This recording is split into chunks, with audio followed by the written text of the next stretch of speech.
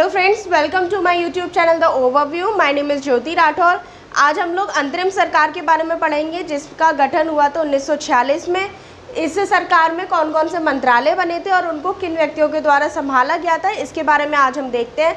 इससे आपके एग्ज़ाम में क्वेश्चन बनते हैं और आज मैं आप लोगों को एक ट्रिक के माध्यम से वो मंत्रालय और उन व्यक्तियों को एकदम ऐसे कनेक्ट करके सिखा दूंगी कि आप कभी नहीं भूलेंगे। ठीक है, तो चलिए अपने सीधे टॉपिक पर चलते हैं।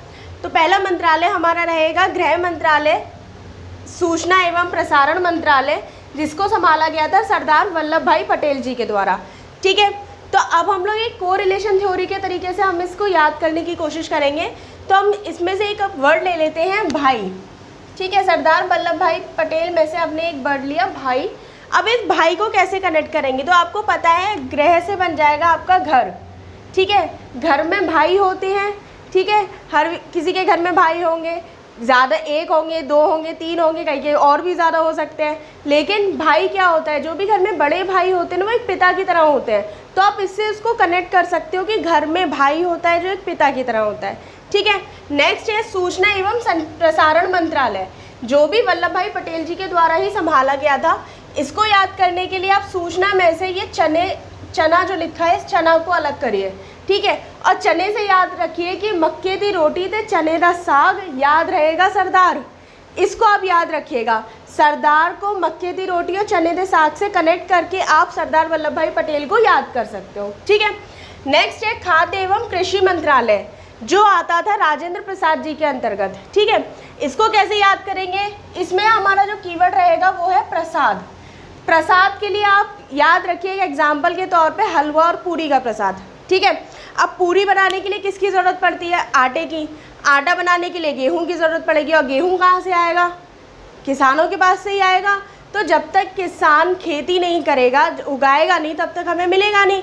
तो ये हलवा और पूरी क्या हुआ, प्रसाद एक तरीके से क्या है, खाद्य पदार्थ है। और आता कहाँ से, कृषि के माध्यम से। तो आप ऐसे ऐसे कनेक्ट कर सकते हो कि खाद्य एवं कृषि मंत्रालय राजेंद्र प्रसाद जी के अंतर्गत आता है। ठीक है, नेक्स्ट है उद्योग एवं नागरिक आपूर्ति मंत्रालय, जो आता था जॉन मथाई जी के अंतर्गत। अब इसको याद करने के लिए आप मथाई में से मथा शब्द को निकाल लीजिए। ठीक है, आपने इसमें से मथा शब्द को निकाला और मथा से बन जाएगा माथा पच्ची, माथा पच्ची। ठीक है, अब माथा पच्ची मैंने क्यों बोला, वो मैंने इसलिए बोला क्योंकि जब भी आप उद्योग स्टार्ट करते हो तो उद्योगों को चलाने के लिए, उसे ऊंचाई तक पहुंचाने के लिए बहुत ज़्यादा माथापच्ची का यूज़ करना पड़ता है। ठीक है, तो उसके लिए आपको याद रहेगा कि जब उद्योगों को सफलता में पहुंचाने की बात आएगी तो हर नागरिक को, हर व्यक्ति को अपनी माथापच्ची का यूज़ करना पड़ेगा, लगानी पड़ेगी माथापच्ची। तो आप उससे याद कर सकते हो उद्योग किससे संबंधित है, जॉन मथाई जी से संबंधित है। ठीक है, अब नेक्स्ट चलते हैं। नेक्स्ट हमारा मंत्रालय है श्रम मंत्रालय। श्रम मंत्रालय आता था जगजीवन राम के अंदर। ठीक है, राम के अंतर्गत श्रम मंत्रालय आता था। इसमें से आप जीवन शब्द को हमारे कीवर्ड के तौर पे यूज़ करिए। ठीक है, जीवन जीने के लिए काफ़ी मेहनत की ज़रूरत होती है। हम लोग ऐसे ही नहीं बड़े हो जाते, हमने भी काफ़ी मेहनत करी है, हमसे ज़्यादा हमारे घर वालों ने मेहनत करी है। ठीक है, तो जीवन को सम्मान तरीके से जीना है तो उसके लिए बहुत ज़्यादा श्रम की, बहुत ज़्यादा मेहनत की ज़रूरत पड़ती है।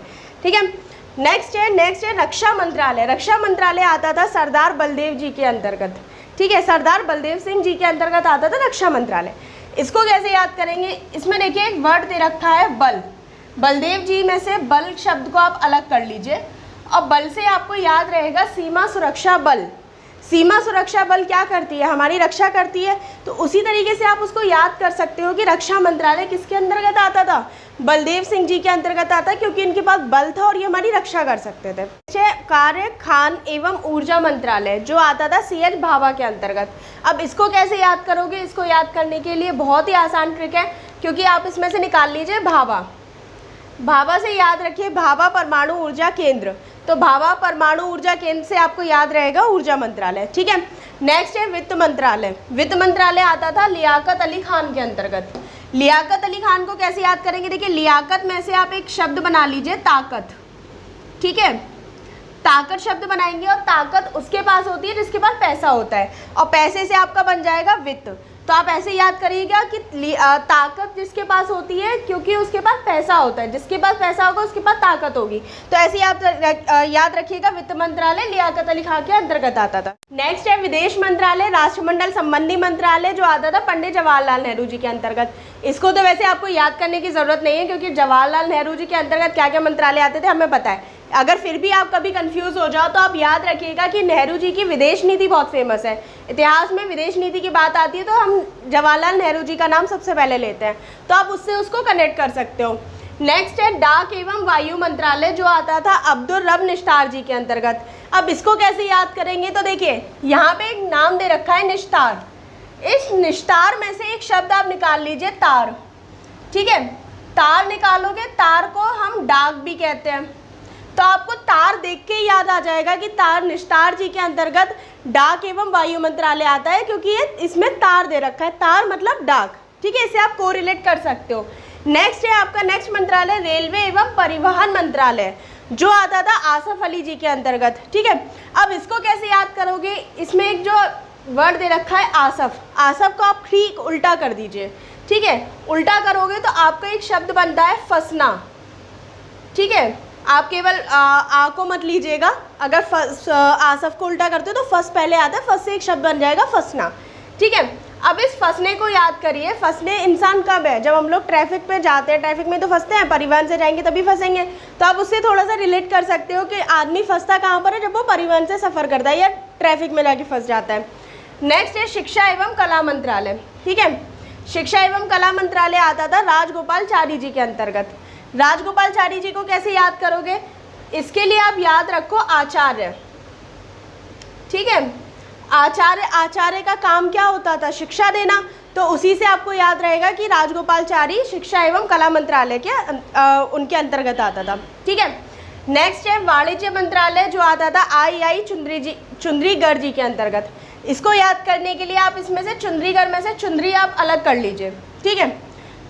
चुंद्री आपने अलग किया और चुंद्री से बनेगा चुंद्री उद्योग, ठीक है। चुंद्री उद्योग से आपको याद रहेगा क्योंकि ये वाणिज्य की कड़ी है, तो आप इस तरीके से इसको कोरिलेट कर सकते हो।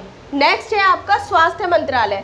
स्वास्थ्य मंत्रालय आता था गजनफर अली खान जी के अंतर्गत।